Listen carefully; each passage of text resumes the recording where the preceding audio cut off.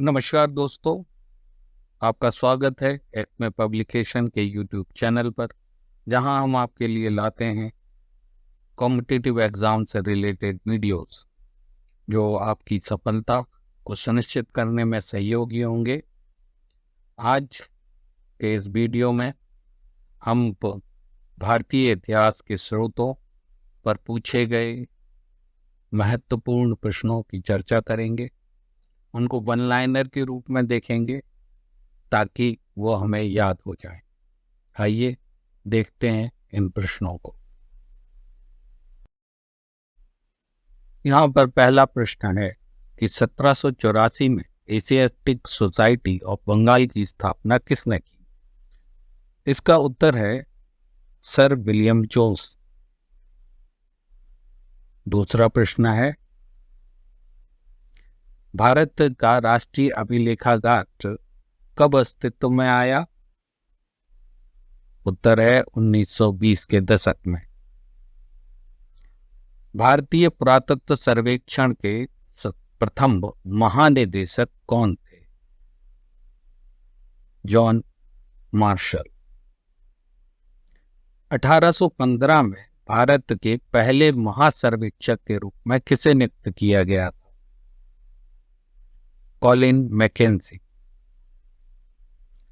गीता का अंग्रेजी में अनुवाद सबसे पहले किसने किया था? विल्किंस ने। अगला सवाल जो महत्वपूर्ण है, मैन्युस्क्रिप्ट किस भाषा से लिया गया है?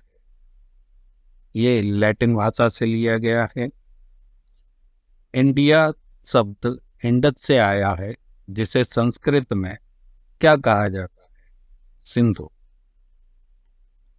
सबसे पहले किसने बताया कि संस्कृत और लैटिन एक ही परिवार की भाषाएं हैं? ये बताने वाले थे विलियम जोन्स। किसने 1877 में अशोक के शिलालेखों का एक सेट प्रकाशित किया था? Alexander Cunningham. कौन अशोक के शिलालेखों को समझने वाला पहला विद्वान था? James Prinsep. बीसी सरकार ने किस वर्ष भारतीय पुरालेख और भारतीय पुरालेख शब्दावली का प्रकाशन किया? 1965 से 1966। प्राचीन भारत के राजाओं की प्रशंसा में रचित शिलालेखों को किस रूप में जाना जाता है? प्रशस्ति, जहां पर उनकी प्रशंसा की जाती है। 1880 में प्राचीन स्मारकों के क्यूरेटर के रूप में किसे नियुक्त किया गया था? H.H. कोल। पुरालेख से आप क्या समझते हैं? पुरालेख शिलालेख का अध्ययन कहलाता है। इतिहास का पिता किसे कहा जाता है? हेरोडोटस को इतिहास का पिता कहा जाता है। आकृति वाले सिक्के किसके शासनकाल में लोकप्रिय हुए? इंडो बैक्टीरिया साम्राज्य में। कलाकृतियों का खजाना किसे कहा जाता है? सालारजंग संग्रहालय को कलाकृतियों का खजाना कहा जाता है। सालारजंग संग्रहालय कहाँ स्थित है? यह संग्रहालय हैदराबाद में स्थित है। प्राचीन काल में स्रोत सामग्री लिखने के लिए किस लिपि का प्रयोग किया जाता था? तो प्राचीन काल में ब्राह्मी लिपि का प्रयोग किया जाता था। भारत का सबसे पुराना वाद्य यंत्र कौन सा है? यह है वीणा। पुरातात्विक स्रोतों की आयु को संबोधित करने वाली विधि या प्रणाली कौन सी है? तो यह है स्तरीकरण प्रणाली।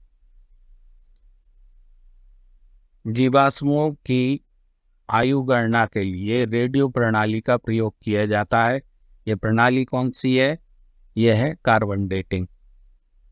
ब्राह्मी लिपि को पढ़ने में किस चीज से मदद मिली है? यह है सिक्के।